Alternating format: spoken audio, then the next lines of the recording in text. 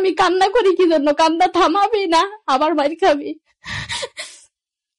এরকম করতে করতে আমি কাউরেই বলি না, না বলতে বলতে আরেকদিন গামছা নিছে, গামছা নিয়ে যা ফ্যানের সাথে আমাকে ঝুলাইয়া মারা ফেলবে।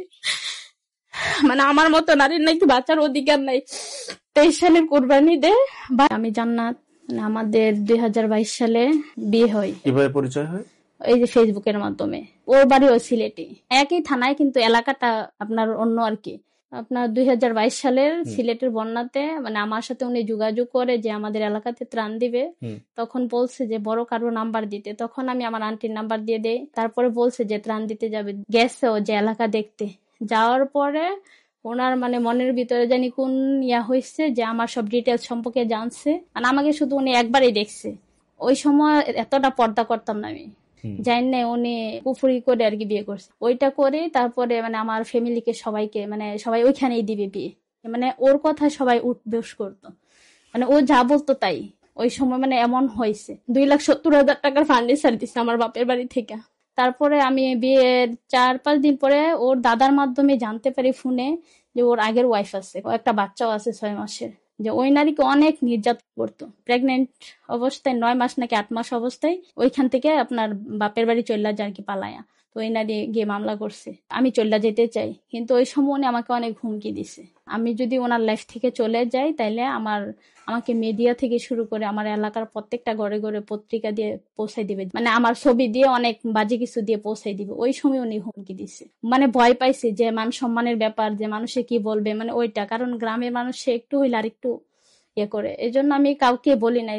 আমি নিজের তকদিরের উপরে ছাড়া দিয়েছি যে ভাগ্যে যা আছে তাই হবে। তারপরে ওইখান থেকে আপনার উনি যেখানে জব করে ওইখানে আমাকে নিয়ে গেছে। নিয়ে যাওয়ার পরেই কথায় কথায় গায়ে হাত তুলতো, মানে অনেক প্রচুর মারতো ভাই, মানে মারার তো একটা লিমিট আছে। এমন সময় গেছে রান্না করতেছি তখন মানে চুলার আগুন সেকা দিছে, এই যে আপনার খন্তি দিয়ে, যে দরজা খুলতে কেন দেরি হয়েছে, মানে এরকম সময় গেছে যে সামনে খাবারের প্লেটটা মানে আমার উপরে করে দিয়েছে, পাতিল টাতিল সব ভাঙা ফেলতো যে কোনো বিষয় নিয়ে। সারা রাত মেয়েদের সাথে চ্যাটিং করতো, গ্যাসের চুলা নামাইয়া চুলার উপরে আমার দাঁড়া করাই রাখবো।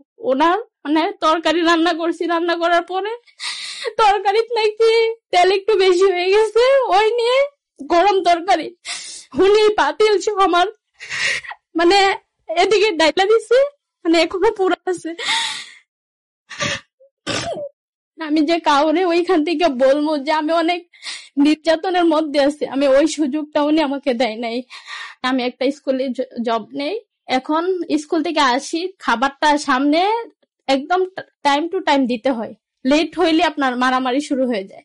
একদিন হয়েছে কি কলসি দিয়ে পানি শুধু ফুটাইয়া ঘরে আসছি, তোষকের উপরে পানিটা ঢাইলাইছে, গরম পানি ঢাইলা এই গরম পানির উপরে আমারে দিছে যে ওইখানে শুইতে হবে। আমি শুই না দেখে মানে আমাকে ইচ্ছা মতনে মানে যতটুকু পারছে সে পরে সারা রাত ওইখানে শুয়ে রাখছে, দাঁড়িয়ে বসে আছে, যদি এখান থেকে উঠি আমি ওয়াশরুম করে আর যাই করে এখানেই করবো। সারা রাত এখানে রইলাম, কিন্তু আমি আবার মানে এত কষ্টের মধ্যে কান্না করলেও দোষ, যে আমি কান্না করি কি জন্য, কান্না থামাবি না, আবার মার খাবি। এরকম করতে করতে আমি কাউরেই বলি না, না বলতে বলতে আরেকদিন গামছা নিছে, গামছা নিয়ে যা ফ্যানের সাথে আমাকে ঝুলাইয়া মারা ফেলবে। মানে আমার মতো নারীর নাকি বাঁচার অধিকার নাই। 23 সালের কোরবানি দে বাড়িতে যাওয়ার 2-3 দিন আগে সামার বেড দিয়া মানে আমার সম্পূর্ণ গা মানে বেডটার প্রত্যেকটা মনে হয় আমার গায়ের ভিতরে ঢুকছে। বাড়িতে গেছি, আমি গোসল করতে গেছি ওয়াশরুমে, আম্মু জানি কি জন্য গেছে, আম্মু গিয়ে দেয় আমার পিঠের মধ্যে অনেক সুপ সুপ দাগ। আম্মু মানে চিৎকার দিয়ে বলতেছে যে এগুলা কি, তখন আমি বলছি যে ব্যথা পাইছি। আম্মু বলে না এতগুলো তো আর ব্যথা পাও নাই। আম্মু বুঝে গেছে, তখন আমি হামাও করে খাইতে দিচ্ছি, তখনই সবাই শুনতে পাইছে। তখন ওনার আম্মুরে ফোন দিয়ে বলতাম যে মা আপনার ছেলে তো আমাকে এমন এমন বলে। আমার শাশুড়ি উল্টা আবার আমারে বলে যে এগুলা সংসারের মধ্যে হয়, ম্যানেজ করে চলতাম। তা আপনি কতদূর পড়াশোনা করেছেন? আমি ডিগ্রি কমপ্লিট করছি। আপনি একটা শিক্ষিত মহিলা, আপনার ফ্যামিলির আর্থিক অবস্থাও তো খারাপ না?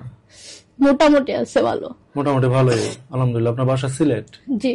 কি এমন কি করলো আপনারা সব মানুষ পাগল হয়ে তাকেই বিয়ে করতে হলো? কোনো খোঁজ নাই, খবর নাই, ভালো মতো কোনো খোঁজ খবর নিলেন না? এটা কিভাবে সম্ভব? উনি কি ভাইয়া ব্ল্যাক ম্যাজিক করছে। পরবর্তীতে উনি নিজেই স্বীকার করছে যে তোরে কি আমি এমনি বিয়ে করছি, কবুতরের রক্ত দিয়ে তোরে তাবিজ করে মানে তোর ফ্যামিলিকে রাজি করাইছি। তারপর আমি 999 ফোন দিয়ে আমি ওইখান থেকে উদ্ধার হয়ে আসছি। আসার পর থেকে আমি এতদিন পর্যন্ত ঢাকাতে আছি। এখন ঢাকায় থাকেন? হ্যাঁ, ঢাকাতে আমার ফ্যামিলি সহ এখন বর্তমানে আছে। উনি আমার বিভিন্ন এলাকার বিভিন্ন মানুষের কাছে আমার নাম অনেক বদলাম যে আমি ঢাকা খারাপ কিছু করি, আমি পতিতালয়ে থাকি। সে বলার পরে অনেকবার সালিশ হয়েছে, ওনারা আসে না, উনি ওইখান থেকে আসে না। তখন আমি মানে রাগে টাগে আমি ওনাকে ডিভোর্স দিয়ে দিই। দেওয়ার পরে ডিভোর্স লেটার পাওয়ার পরে উনি উগ্র হয়ে গেছে। বিভিন্ন খারাপ কিছু না আমার ছবির সাথে অ্যাড করে ফেসবুকে সার্চে আমার মামাদের ভাইদের মানে আমার বাবা মামা ভাইয়েরা নাকি আমার সাথে খারাপ কিছু করবো, এজন্য সংসার থেকে নিয়ে এসে মানে নিকৃষ্ট ভাষা ফেসবুকে লেখালেখি করে যে আমি টাকার জন্য এসে পড়ছি, ঢাকা শহরে আমি ব্যবসা করে এই করি, কেউ সময় কাটাইতে চাইলে আসেন, আর অনেক কিছু যা মানে বলার বাহিরে। আবার বিভিন্ন নাম্বার দিয়ে ফোন দিয়ে হুমকি দেয় এবং বলে যে তোকে এমন কিছু করছি লাইফে তোর কখনো বিয়ে হইব না, তোকে এমন ব্ল্যাক ম্যাজিক করছি যে তুই নিজে পাগল হয়ে রাস্তায় করবি, নিজে আত্মহত্যা করবি। আমি জিটি করছি। কবে জিটি করেছেন? আপনার ফেব্রুয়ারি 10 তারিখে। কোন থানায়? খিলগাঁও থানাতে। আমরা তার সাথে যোগাযোগ করি, কি বলে উনি। হ্যালো, আসসালামু আলাইকুম। আক্তার নামে একজন ভদ্র মহিলাকে আপনি বিয়ে করেছিলেন 2022 সালে, কিন্তু খুব কান্নাকাটি করে বলছিলেন যে ওই সময় থেকে আপনি বিভিন্নভাবে নির্যাতন শুরু করেন। পরবর্তীতে অতিষ্ঠ হয়ে আপনার কাছ থেকে ডিভোর্স নেয় জানুয়ারির 18 তারিখে। এটা যে কপিটা দিচ্ছে এটা নকল কপি, ওইটা এখানে একটু পেস আছে এখানের মধ্যে, ও বললে তো হবে না। আর আপনাকে আমি এত কথা শুনতে চাই না, আমি জাস্ট একটা কথা বলতে চাই। আমি একটা মাদ্রাসার প্রতিষ্ঠাতা, প্রধান শিক্ষক আর মসজিদের ইমাম ও খতিব দীর্ঘ 6-7 বছর। হ্যাঁ, ব্যক্তিগত হিসাবে আমি একজন গীতিকার এবং আমি বিভিন্ন সংস্থা, রাজনৈতিক সবকিছু মিলে আমি ইসলামী বিভিন্ন দলের সাথে আছি। আমি ইসলামী আন্দোলন করি, হ্যাঁ, 2012 সাল থেকেই করি। আমি কিন্তু ব্যক্তিগতভাবে আমি বিভিন্ন চ্যানেলে আসছি বা আমি সাংবাদিকতাও আছি, রিপোর্টার, সফট রিপোর্টার। সাংবাদিকতাও করেন? জি জি জি। এরপরে হচ্ছে আপনি তার ফেসবুক আইডি হ্যাক করে তার প্রোফাইলে বিভিন্ন ছবি ছাড়ছেন, ব্যাপারটা কতখানি সত্য? না, এটা তার বর্তমান আইডি, এটা তার কাছে আছে কিনা আমি সঠিক জানি না। আমার কাছে কোনো তার আইডি উইডি বা কোনো কিছু নাই, এগুলো সব ভুয়া। ও যদি বলে যে ওর আইডি হ্যাক করে আমি চালাই, তাহলে বলবো কি আমার আইডি হ্যাক করে ওরা চালায়, তাহলে এখানে কাকে দোষ বলেন ভাই? এগুলো সব মিথ্যা, এগুলো সম্পর্কে আমি জানি না। আচ্ছা, আপনার কি পূর্বে কোনো বিয়ে ছিল? পূর্বে বিয়ে ছিল, বা শুধু ও জানতো, আর কেউ জানতো না। উনি তাহলে যে ডিভোর্স নিচ্ছে এইসব করার কারণ কি আপনার কাছে কি মনে হয়? ফ্যামিলিগত স্বামী স্ত্রীর মধ্যে অনেক কথা হয়, কিন্তু ওই কথাগুলো অনেক বাইরে ফুটেজ করে ফেলেছে। দ্বিতীয় ব্যাপার হলো উনি হয়তো এখানে তৃতীয় পক্ষের কিছু লোকের কথা নিয়েছে। আমার কাছে স্ক্রিনশট আছে, যখন ও সরাসরি আমার সাথে ছিল তখন ওর কিছু মানে বিষয় আমি পাইছি। এছাড়াও মানে ও অনেক কিছু নেগেটিভ আছে ওর, ওগুলার চিন্তায় পড়া ও আর আসতেছে না, ভাবতেছে আমার কাছে আসলে আমি কি পাইলাই কিনা। আমি এখনো বলছি দরজা খোলা আছে, আসলে স্বাগতম, না আসলে কিছু করার নাই। আমাদের ফ্যামিলিগত এখনো কোনো কিছু ডিভোর্স হয় নাই বা আমি তাকে ডিভোর্স নাই। আল্লাহ মাফ করুক, আমি এ ধরনের মুখের শব্দ আনিও নাই। আমার সার্টিফিকেট গুলা দিয়ে দেখ, আমার মালামাল গুলা দিয়ে দেখ, আমার লাইফের সার্টিফিকেট গুলা, আমার মানে পড়ালেখার সমস্ত সার্টিফিকেট ওনার বাসাতে আছে। হ্যাঁ। আর আপনার মালামাল বলতে আপনি কি বোঝাতে চাচ্ছেন? মানে আমার সব ফার্নিচার ওনাদের বাড়িতে আটকে রাখছে, সালিশ হইছে, ওনারা আসে না, ওনারা দিবে না, মালামাল দিবে না। ডিভোর্স না হলে মালামাল দিব কেমনে? ওটা তো সামাজিক ভাবে আইনগতভাবে সমাধান হইতে হবে। কিন্তু উনি তো মনে করেন উনি যে বলতেছে যে উনি কিছু করে, সব প্রমাণ তো আছে।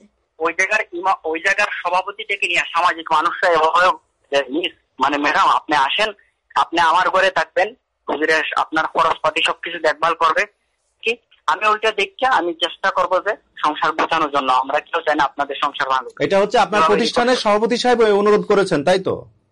আমরা বলছি এটা তো ওনার আর আমার ফ্যামিলিগত ব্যাপার। উনি যেখানে প্রতিষ্ঠান চাকরি করে ওইখানে আমরা কেন যাব? আপনার এলাকা তার এলাকা তো পাশাপাশি। হ্যাঁ হ্যাঁ।